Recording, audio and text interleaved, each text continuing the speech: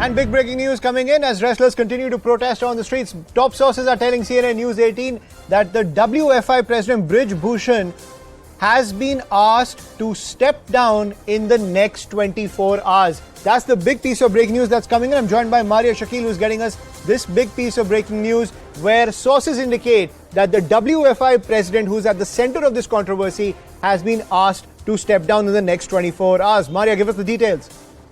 I think the government realizes that his position has become untenable, and given the kind of statements that had been coming from Brij Bhushan, in which he has been talking about some kind of conspiracy, but given the nature of allegations, which is about sexual harassment, exploitation, the government, we are told, has told the Wrestling Federation of India chairman, that is Brij Bhushan, to step down. And so far, remember, he has decided to brazen it out. He has been talking about some kind of conspiracy, saying that these wrestlers are just 3% and remaining 97% are standing firmly with him. All that is not holding anymore. If you look at what Sports Minister Anurag Thakur said some time back, and even as that meeting is being held between him and the wrestlers, the protesting wrestlers, the concerns have been there in the top echelons of the government that this kind of treatment, and if the wrestlers have been forced to protest and raise their concerns on a public platform, then there has to be a grievance redressal and it has to happen sooner. That is the reason why what we are being told by sources in the government now is that he has been asked to step down within the next 24 hours. Also, Maria, so do you...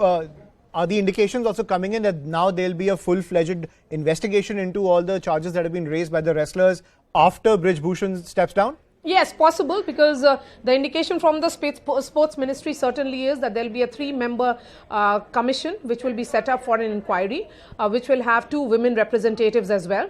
Aishma, an important aspect here is that, the defense of Brij Bhushan is not being taken seriously. It is being taken with a pinch of salt.